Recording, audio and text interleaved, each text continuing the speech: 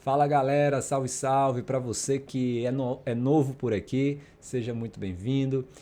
Sou o professor Assuero, tenho andado sumido aqui das redes sociais, dos canais, porque estou envolvido em outros projetos pessoais e profissionais e um desses projetos resolvi compartilhar aqui com vocês e está muito óbvio aqui na tela, desse lado aqui para vocês, que é esse concurso aí do Concurso Nacional Unificado. E os eixos temáticos, muitos dos eixos temáticos, ou alguns dos eixos temáticos, por parte do conteúdo, ela é discutida tanto aqui no YouTube como lá na rede vizinha.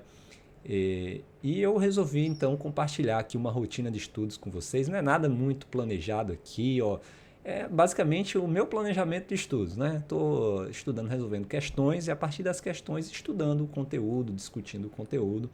Então eu vou selecionando questões sobre os temas, eu estou separando os temas e aí você vai procurando questões pelo tema. E aí eu disse, não, vou compartilhar, aproveitar e compartilhar com o pessoal, porque tem tudo a ver aqui com o conteúdo do canal, né? Então, sem muita enrolação, o objetivo aqui é ter vídeos, né? Eu não vou prometer para vocês a rotina desses vídeos, mas ter vídeos dessa minha rotina de estudo. Esse vídeo é gravado, mas os próximos vídeos serão lives. Então eu farei lives e eu vou resolver questões ali ao vivo com vocês, né?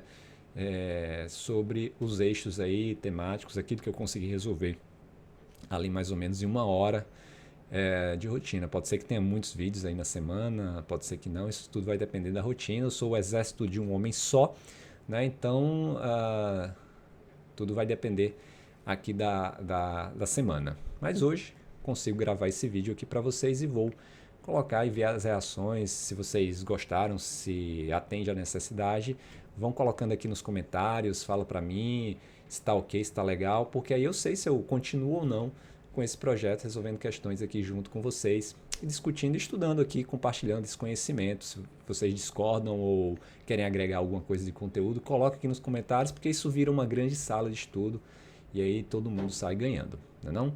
Então vamos lá, sem muita enrolação, já vamos começar aqui com o nosso objetivo, que é resolver questões. E para esse vídeo eu estou concentrado aqui no eixo temático 1, que fala de gestão governamental e governança pública, um dos temas, né? Tá? Com todo esse conteúdo aqui. Claro, tem muitos outros conteúdos que eu vou avançar à medida que a gente for resolvendo questões no dia a dia. Tá tudo muito simples aqui, tá, gente? Já abri um Word aqui, puxei as questões, por exemplo, essa questão aqui, número 1, da Fundação Getúlio Vargas, 2024. Foi para um concurso aí, não vou detalhar muito não, tá? Tá escrito aqui na tela para vocês, para a gente não perder tempo. Vamos direto para a questão. Lá, após concluir sua graduação em administração de empresas no exterior, Júlio iniciou sua busca por oportunidades de trabalho em diversos sites de emprego.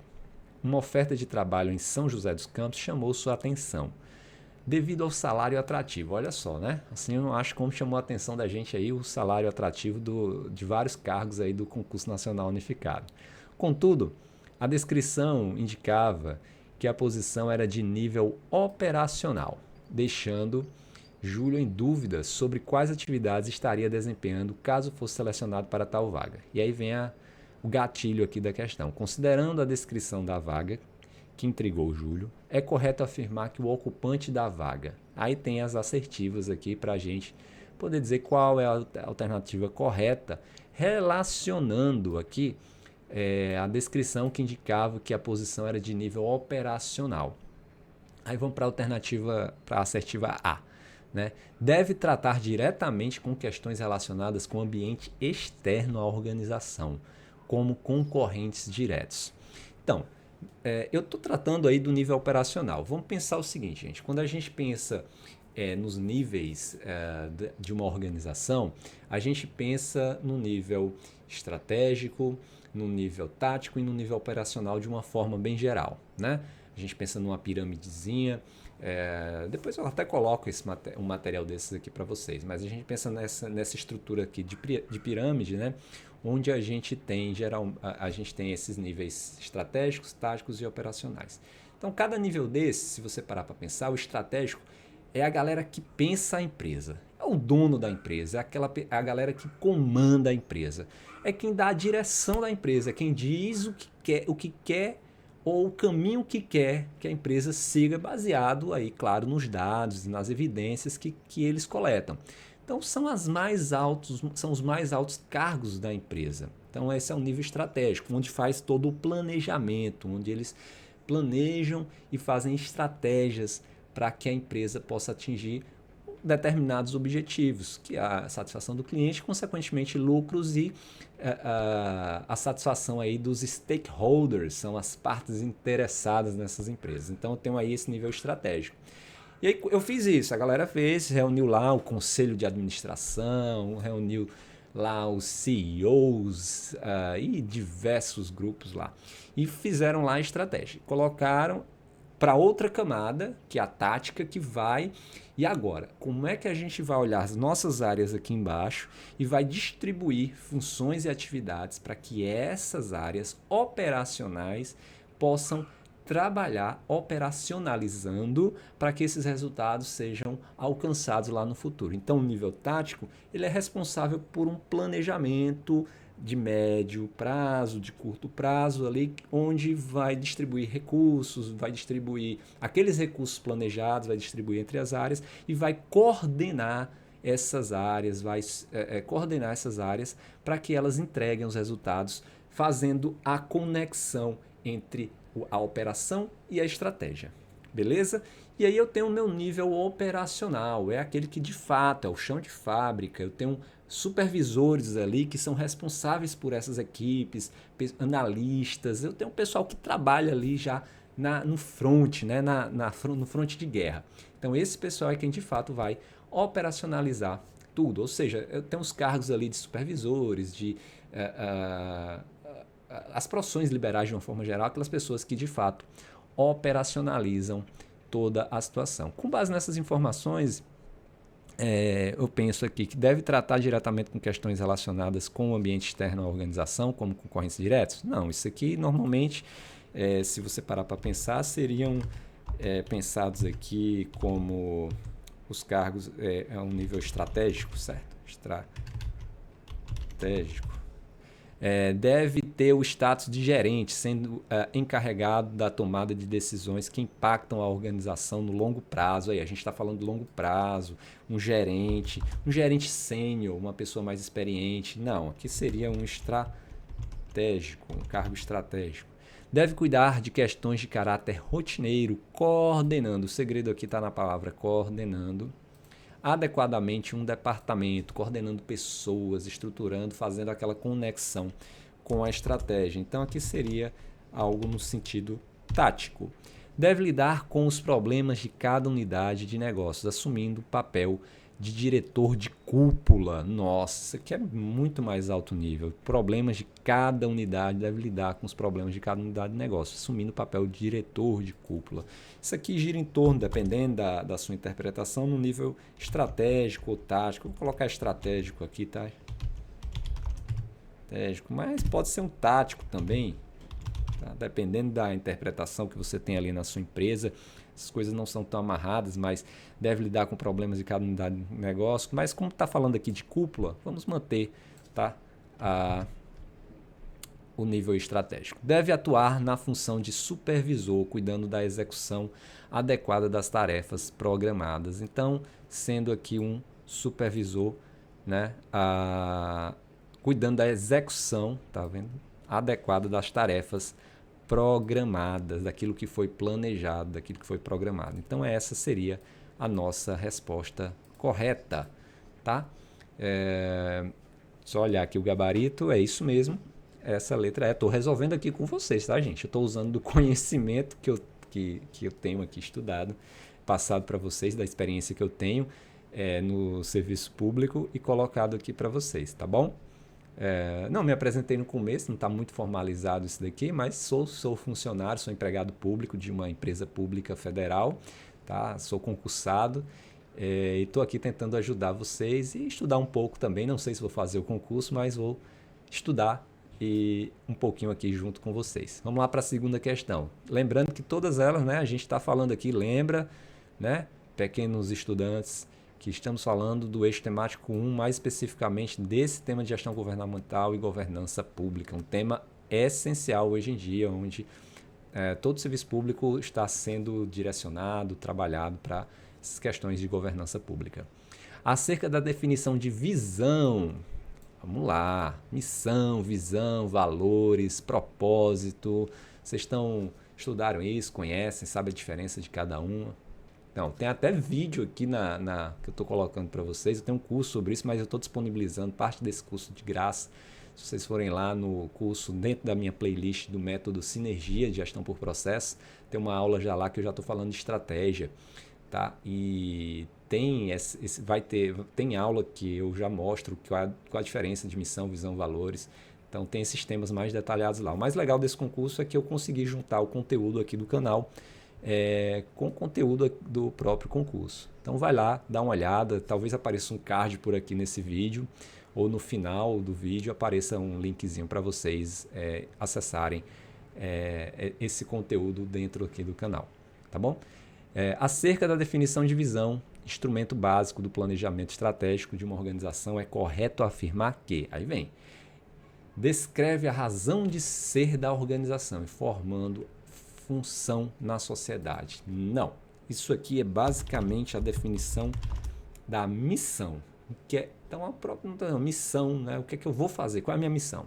Né? Descreve a razão de ser da organização, informando a função. Descreve aí qual é a sua razão de existência. O que é que eu quero fazer para a sociedade. Tá? E expressa os princípios básicos adotados pela organização, tá? Para orientar suas ações. Não. Aqui não é. Os princípios básicos está aí são os valores, né? São, na verdade, os direcionadores da instituição, tá bom? Então, dentro de um mapa estratégico, eu tenho valores direcionadores, então tenho um propósito, posso ter ou não missão, tenho visão, tenho vários elementos aí que definem a estratégia ou guiam a organização. É tipo um manual, né? Um mapa estratégico de uma folha, mas é o que dá sentido a quem trabalha naquela organização. É o que a pessoa, cada colaborador deve ter em mente para executar o seu trabalho. Então, nesse caso aqui, não tem a ver com a visão, mas sim, alternativa C, representa uma imagem idealizada do que a organização espera alcançar no futuro. Exatamente. Então, uma imagem idealizada. Na hora que uma empresa tem minha missão, meu propósito, minha missão, o que eu represento, o que eu vou fazer para a sociedade. Tem o meu propósito, tá? Que eu explico por que eu existo, o que é que eu quero, por que é que eu existo, é uma coisa mais filosófica. Então, determina ali a razão da sua existência, não, mas ao propósito de ser, o que é que eu quero levar, né, como empresa para a sociedade. É um pouco parecido com a missão, mas tem suas diferenças. E já a visão, não. A visão, ela tem um período. Ela mostra onde eu quero chegar. Uma visão é um pensamento ou uma meta para o futuro. Então, onde eu quero que uma empresa esteja, o que eu quero alcançar, o que eu quero que a empresa alcance em tanto tempo. Então, é exatamente isso que está falando aqui na alternativa C. Ela representa uma imagem idealizada. Então, na hora de um planejamento estratégico, eu digo o que essa organização espera alcançar num determinado tempo, ou seja, no futuro. E aí toda a estratégia ela vai girar em torno dessa visão, né? Em tanto tempo eu vou tentar chegar nessa imagem idealizada. E explica o real, aí o restante não é, né? Mas vamos lá, explica o real negócio realizado pela organização, detalhando o seu escopo de atividades. Então que não tem nada a ver com a visão, tá? Identifica os principais stakeholders, como clientes, investidores, que podem auxiliar no posicionamento organizacional. Isso aqui cabe em outros documentos organizacionais, como a explicação do real negócio. Então, são outras fichas organizacionais aqui que a gente tem dentro de cadeias de valores, processos de negócio. Então, não tem a ver com a visão aqui nessa alternativa. Então, vamos lá, já passando aqui para Questão número 3. Uma multinacional está avaliando suas opções estratégicas para se inserir no mercado brasileiro. Com esse intuito, a empresa decide utilizar a ferramenta conhecida como matriz SWOT. Olha só, gente, matriz SWOT. Está lá no nosso conteúdo. E todas essas questões até agora são dessa prova aqui, tá bom?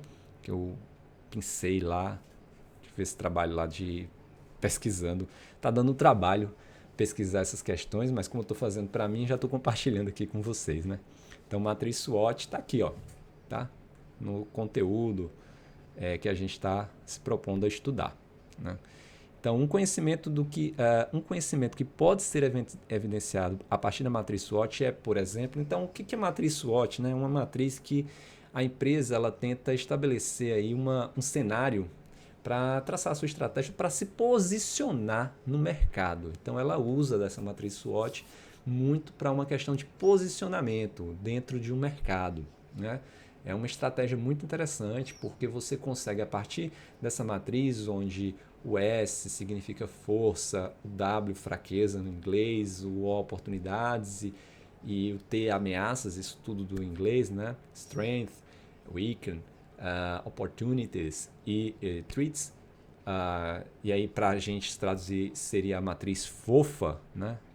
Seria a matriz aqui no português, a matriz FOFA, fraquezas, oportunidades, forças e, no caso,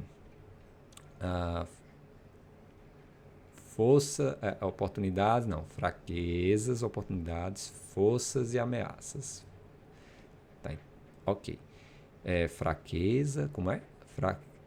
Fraquezas, força, fraqueza. Força, fraqueza, ameaças e oportunidades. Ameaças e oportunidades. Forças, fraquezas, ameaças e oportunidades. Fraquezas e oportunidades, forças.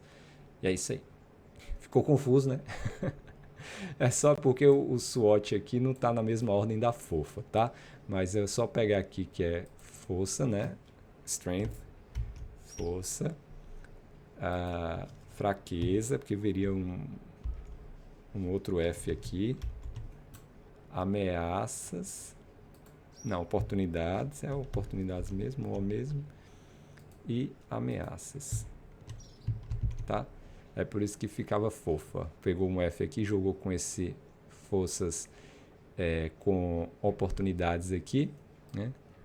Então, força, eu coloquei com oportunidade e as fraquezas com as ameaças. E aí, quando eu junto os dois, fica esse fofa do português, tá bom? Mas o importante aqui vou tirar aqui para não confundir vocês, tá bom? O importante aqui é pensar que é uma matriz que tenta olhar para o ambiente interno, tá, da instituição e para o ambiente externo, tá? Então lembra disso, olhar para o ambiente interno e olhar para o ambiente externo. Internamente eu vou olhar para quê? Para minhas forças e fraquezas. Então, forças e fraquezas, o primeiro aqui é o S e o W, tá? Eles são para o ambiente interno. Tá? E as oportunidades e ameaças são o olhar para o ambiente externo. Tem outra coisa que a gente costuma falar aqui quando estuda essa questão de governança, de estratégia, tá bom? Considerando a matriz SWOT. Olhando aqui para o ambiente interno e externo, eu também posso pensar da seguinte forma: o interno é aquilo que eu tenho controle, está sobre o meu controle. O externo está fora do meu controle. Então eu tenho que analisar isso para traçar a melhor estratégia para o meu futuro, para a minha visão de futuro. Tá bom? Então é interessante ter esse conceito em mente para a gente ler aqui e saber qual a alternativa correta. Então, um conhecimento que pode ser evidenciado a partir da matriz SWOT é, por exemplo, um conhecimento que pode ser evidenciado a partir da matriz. Certo, ele não falou nada acima, que pela explicação aqui eu me perdi um pouco na questão, mas aqui, a excelente equipe de atendimento da empresa como uma de suas forças. Então vamos lá, pessoal. Força, que está no strength aqui do inglês, força, está no ambiente interno, posso controlar. E a equipe de atendimento da empresa é minha, eu tenho dentro da minha governabilidade. Então tá tudo certo aqui. Letra A, esquisito, né? Quando a gente fica até com medo na hora da prova. Será que é isso mesmo? Vamos ler as outras, né? Uma lacuna no mercado. Lacuna no mercado, eu estou falando de ambiente externo para produtos estrangeiros, representando uma de suas forças. Forças é ambiente interno, tá errado isso aqui. O baixo número de colaboradores, estou falando da minha empresa, interno, né? Falantes do idioma português, como um exemplo de ameaça. Ameaça é ambiente externo, então interno e externo não combinam, então está errado a correlação.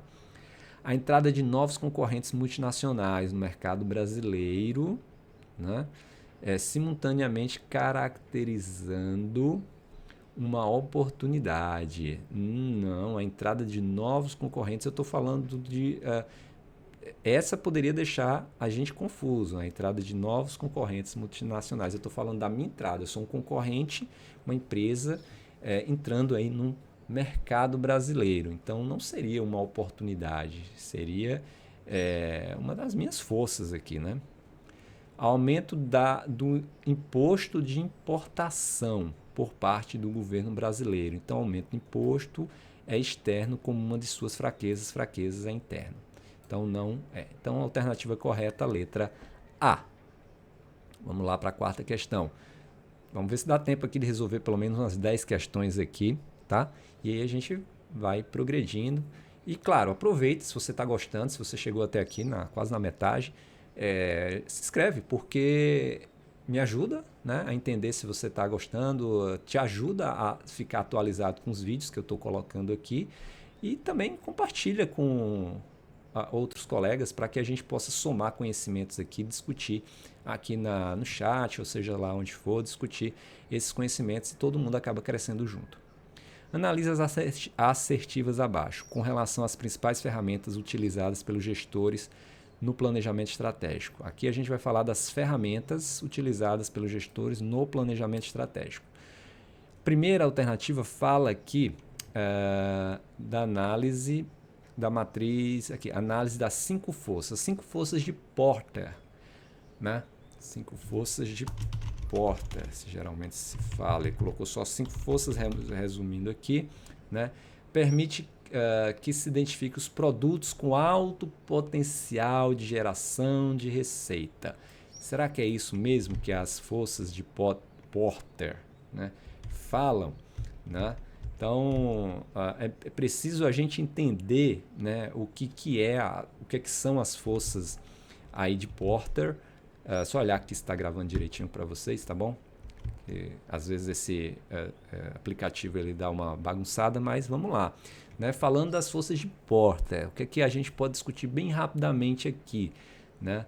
Que é realmente uma ferramenta para o planejamento estratégico. Ela foi criada por Michael Porter para avaliar aí a atratividade, a intensidade competitiva de um mercado, tá bom? São basicamente, como está dizendo aqui na questão, 5 forças e elas incluem a ameaça de novos concorrentes, né? Eu consigo analisar quem são os meus concorrentes e quanto eles podem ser uma ameaça para o meu negócio, o poder de barganha dos fornecedores, né? Quanto que eu posso, quanto que isso pode interferir no meu negócio, como é que eu posso me projetar mediante essa informação, poder de barganha dos compradores, então quanto que eu estou suscetível, né, a essa barganha, quanto que tem no mercado, né? Então vai ser toda uma análise, inclusive como eu posso me posicionar, que estratégias eu posso usar mediante as informações que eu vou entender dessas forças. E a ameaça de produtos ou serviços substitutivos ao meu negócio e a rivalidade entre os concorrentes existentes. Então eu tenho que fazer uma análise muito dessas ameaças, dessas questões externas que podem prejudicar o meu negócio e ter uma estratégia para cada um desses pontos que sejam analisados. Cada elemento de estratégia, cada ferramenta de estratégia, ela vai tentar olhar para um universo de dentro e de fora e trazer informações, dados, para que o gestor ele possa, a alta direção, ela possa ter um planejamento mais adequado, dado o cenário que foi estudado.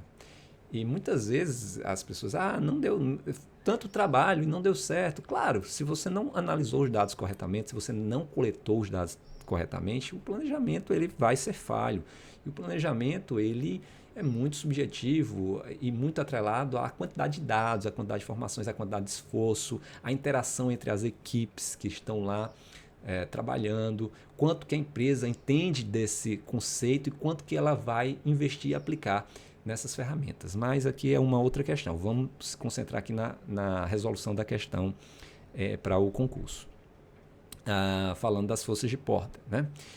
E a ferramenta ela é usada, claro, para entender o contexto competitivo em que a empresa opera, tá? Então não tem nada a ver aqui com essa alternativa que a gente está discutindo. A segunda, então essa já está errada. A matriz Ansoff, né? Ela fornece elementos para se verificar a competitividade do mercado, identificando aspectos como barreiras de entradas para concorrentes e produtos substitutos. Então,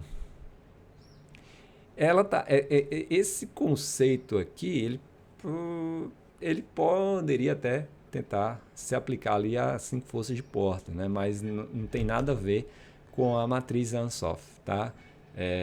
Que é um modelo, tá, usado aí para ajudar as empresas a decidir as estratégias de crescimento de mercado e produto, né? Ela tem 4 estratégias possíveis, que é a penetração de mercado, desenvolvimento de mercado, desenvolvimento de produto e diversificação. E essas estratégias não se concentram diretamente na análise da competitividade do mercado em termos de barreiras de entrada para concorrentes ou produtos substitutos, né? Ela ajuda a identificar oportunidades de crescimento, sim, considerando produtos de mercado e atuais versus novos. Ela não fornece uma análise direta da competitividade do mercado ou os aspectos como barreiras de entrada, produtos substitutos, que eles estão mais diretamente abordados aí pelas 5 forças de porta, como eu acabei de falar. Então, meio que tem uma troca aí, entre as alternativas aqui, para confundir o leitor, tá bom? E aí vem para o Balanced Scorecard, né? Que ele desdobra a estratégia de indicadores, resumidamente, que ele está colocando aqui, considerando, por exemplo, a perspectiva dos processos internos. Será que está correto? Tem que estar, né? Porque aqui está correto apenas o que se afirma no 3. Então é exatamente isso o Balanced Scorecard. Ele desdobra justamente a estratégia em indicadores. É a ferramenta muito utilizada por várias empresas nas organizações públicas. Ela desdobra isso, claro, indicadores, ela cobre 4 perspectivas principais. Veja, cada estratégia, como eu falei, ela tenta criar caixinhas para colocar informações e dados dentro dessas caixinhas. Quais são as caixinhas que o Balanced Scorecard ele coloca? Ele busca informações. Ele busca informações financeiras, de clientes, de processos internos e aprendizado e crescimento, né? E dentro dessa perspectiva de processos internos, ela foca na análise e melhoria dos processos operacionais, que é o que a gente fala também aqui no nosso canal, né? E esses processos eles são, na verdade, críticos, né? Para atingir essas metas dos clientes e as metas financeiras. Então, considerar indicadores é importantíssimo, desdobrar esses indicadores é importantíssimo, porque análise de processos sem indicadores não existe, tá bom? Então, essa é a alternativa correta. Vamos lá para a 5ª questão, essa da Sebrasp, da Caixa Econômica Federal para engenheiro eletricista. O planejamento estratégico deve guiar os passos de uma organização, sendo este o responsável por apresentar uma visão de futuro em relação ao ambiente, aos produtos, mercados e desafios de determinada empresa ou organização. É basicamente um conceito de planejamento estratégico dentro do que a gente vem já discutindo aqui nas questões anteriores. Então, marca certo e vai ser feliz. Já foi. Passa para a próxima questão. No planejamento estratégico, a análise ambiental interna. Opa, análise ambiental interna. Será que eu estou falando de quê? Já pensa, pequeno estudante. Eu estou falando de matriz SWOT. É isso aí, meu ser humaninho. Matriz SWOT é a que avalia as oportunidades e ameaças do mercado e o comportamento de seus agentes, entre eles concorrentes, o governo e os consumidores. E aí, tá certo ou errado? Vamos ler de novo? No planejamento estratégico, a análise ambiental interna é a que avalia oportunidades e ameaças. Você já respondeu essa questão aí. Tenho certeza disso. Se eu falo de interno, eu falo do FF, né? Eu falo de forças e fraquezas. Então, se eu falo interno, quer decorar, são as consoantes, né? Consoantes. Que é o FF. Forças e fraquezas. Então, eu tenho oportunidades e ameaças aqui, não é? São duas vogais. A. Então, é ambiente externo, né? Isso aqui está falando de ambiente externo. Fiquei burro agora. Externo no mercado. Então tá totalmente errada aqui essa alternativa. Já marca, não perde tempo e já vai resolver a outra questão. Essa daqui foi fácil, você ganhou tempo para pensar um pouco mais nas outras questões. Essa daqui vai já dar César Gran Rio. Uma empresa de serviços de limpeza está realizando um planejamento estratégico. Encontra-se na fase de análise do ambiente externo. Ambiente externo, vai lembrar de quê, gente? Vamos lembrar de ambiente externo, são as vogais, né? Oportunidades, OA e ameaças, né? E qual a dimensão deve ser considerada na análise? Qual dimensão deve ser considerada na análise do ambiente externo? Dessas aqui, o que seria, né, uma oportunidade ou uma ameaça, né? Alteração na taxa de juros e inflação. Totalmente, né, gente? Tá certa, já marcou. Tá fora do meu controle isso daqui. Não depende de mim, é um ambiente externo. É uma ameaça. Inclusive, pode ser uma oportunidade, vai depender da empresa. Contratação de pesquisa de mercado. Essa pode confundir você, tá? Porque eu estou tentando analisar o mercado, só que é uma ação minha, tá sob o meu controle. Eu tenho condição de fazer isso, então é uma força minha. Eu tenho como contratar uma pesquisa para analisar o mercado, para obter informações, tá no meu controle. É uma força ou uma fraqueza? Eu tenho dinheiro para fazer isso? Não, não tem. Então é uma fraqueza, né? Desenvolvimento de sistema ERP, minha. Está dentro da minha governabilidade, então interno. Dimensionamento da equipe de vendas, meu, interno. Monitoramento do desempenho de fornecedores, meu, é interno. Então, letra A, corre para o abraço. O planejamento de longo prazo. Planejamento de longo prazo. Quando eu penso nisso, eu estou pensando estratégico, tático, operacional. Discutimos isso. Então, isso aqui é o quê? Essa questão ela é dada, né? Porque o cara coloca que é sempre tático, sempre, sempre. A gente sabe que esse sempre aqui é... né? Mas vamos pensar, né? Tem os macetes. Nem sempre é estratégico. E aí... Eita! O que eu fiz aqui? Por que nem sempre é estratégico? Se você falou que ele é de longo prazo, então, vou fazer um raciocínio aqui. A questão não é ser de longo prazo. Planejamento de longo prazo nem sempre é estratégico. Quando eu faço um planejamento estratégico, eu estou tentando... É um planejamento onde eu olho o macro, o geral. Então, eu estou dizendo onde eu quero chegar e estou distribuindo os recursos de uma maneira geral, ferramentas para que as minhas equipes possam se organizar com aqueles recursos, com aquelas diretrizes para chegar onde eu determinei. Dono da empresa, sou o dono do negócio todo. Só que eles podem fazer um planejamento também de longo prazo. Vai depender do conceito de longo aí. Eu estou comparando com o quê? Esse planejamento pode ser dentro da visão estratégica, dentro daquela matriz, dentro daquele mapa estratégico que eu desenhei? Se sim, então eu vou naturalmente ter um longo prazo. Então, nem sempre ele é estratégico porque é um termo muito relativo e subjetivo. Não dá para a gente marcar esse ponto dessa forma, que é sempre longo, é sempre de médio, porque acima a gente usa esses conceitos para fazer uma diferenciação em algumas questões. Quando eu coloco estratégico, tático, operacional, aí a gente está tratando agora de questões de concurso, não de conceitos dentro da empresa estratégica. Quando eu coloco isso dentro da mesma questão de longo, médio prazo, vai diferenciar uma questão da outra para dizer se é tático, estratégico ou operacional. Mas aqui você tem que pensar de uma maneira mais subjetiva, tá bom? Então vamos para o 9.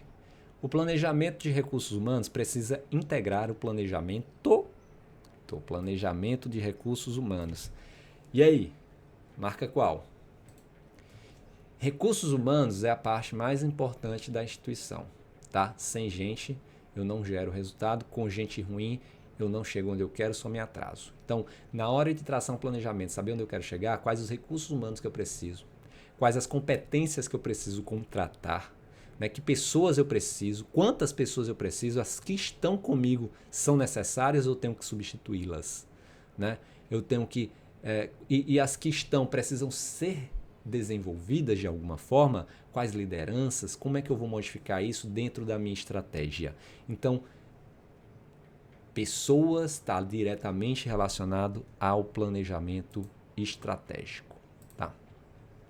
E aí, chegando na nossa 10ª e última questão, também falando de recursos humanos, uma questão um pouco mais longa, vamos ver o que é que ela traz para a gente. Um planejamento estratégico de recursos humanos pode ser formulado e desenhado após o planejamento estratégico da empresa, de forma integrada ou isolada. Tá vendo aí?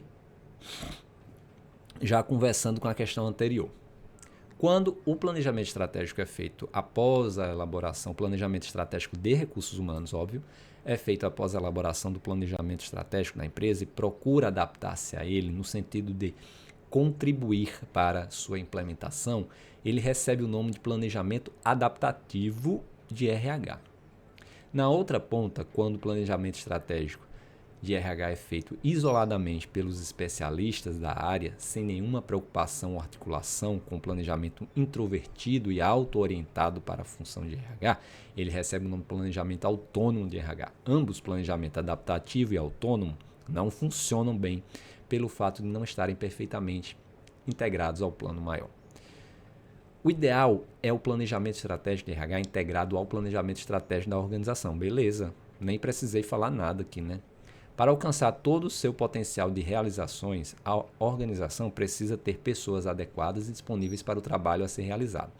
Na prática, isso significa que todos os gerentes devem estar seguros de que os cargos sob sua responsabilidade estão ocupados por pessoas capazes de desempenhá-los adequadamente. Isso requer um cuidadoso planejamento estratégico de RH.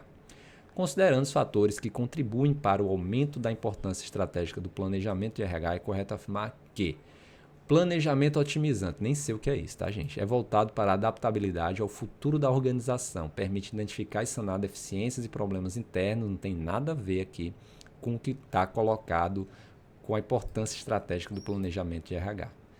A competitividade é sinônimo de recursos tecnológicos, processos racionais de trabalho, uma adequada estrutura organizacional, produtos e serviços excelentes e clientes satisfeitos. Essas são ferramentas para... Rapaz, isso aqui é a mesma coisa que acaba de dizer assim, pô, me traz uma pizza, aí o garçom diz hambúrguer. Tem nada a ver. O planejamento estratégico de RH permite identificar imediatamente a força de trabalho e os talentos,